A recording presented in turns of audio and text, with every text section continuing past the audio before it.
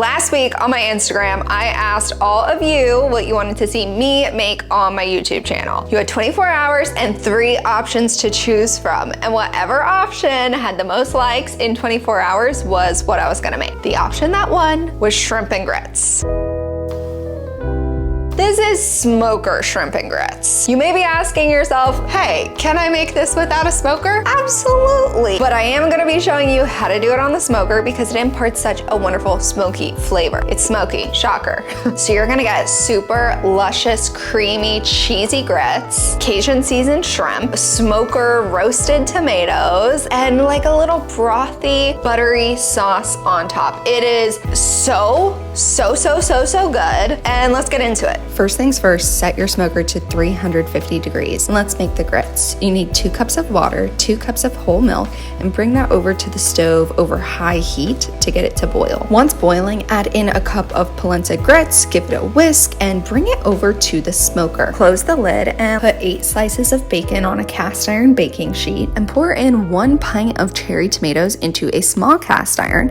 Add about a tablespoon or 2 of ghee and give that some salt and pepper. Put the bacon on the lower rack and tomatoes on the top rack. And while you have the smoker open, just give your grits a nice whisk. Close the lid and let's prep our broth. I'm using 16 ounces of beef bone broth, so just pour that into a small saucepan.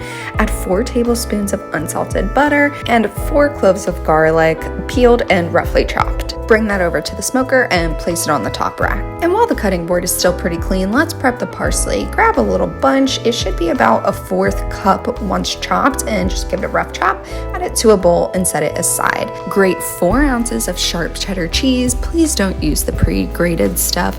Put it in a bowl and set it to the side. And side note, if you have gouda, a 2 ounce 50-50 mix is amazing. I'm using about 2 pounds of shrimp, and we're gonna have to peel and devein these. So to peel them, I hold the shrimp on either side, kind of twist it back and forth to break the center, peel it off, and to devein them, hold them on their side, take your knife and run it along the back side of the shrimp. I'm not going to show you pulling out the stuff because it's gross, but you get the idea. At this point, it should have been about 10 to 20 minutes, and the first side of your bacon should be crisping up.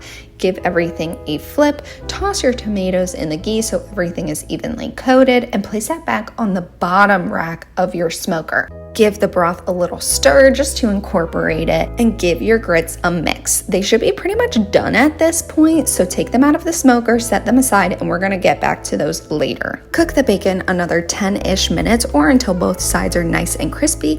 Add it all to a plate with a paper towel to catch the extra drippings and just set it to the side.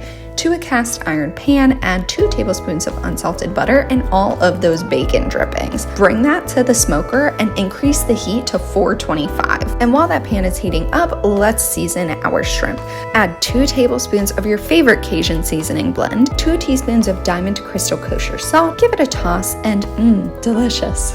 And after about 5 minutes, your pan should be ripping hot with the butter melted. Add each shrimp and cook for about 2 to 3 minutes on the first side, give them a flip, and cook another 2 to 3 minutes on the second side, or until both sides are nice and crispy and cooked and wonderful. Add all of the shrimp to a plate and remove everything from the smoker and bring it inside. And take the pan that we cooked the shrimp in, add about 2 tablespoons of the broth, use a spoon just to scrape up all of those bits and add them into the grits, making sure to get all of those little flavorful bits. Add in all of the cheese, 1/4 cup of the broth mix, 1/4 cup whole milk, and give it a mix until everything is fully incorporated and the cheese is melted. So the salt level of your grits is all going to be dependent on the saltiness of your cheese and your broth, so give it a taste and you decide how much salt you want, but for reference, I'm using a teaspoon.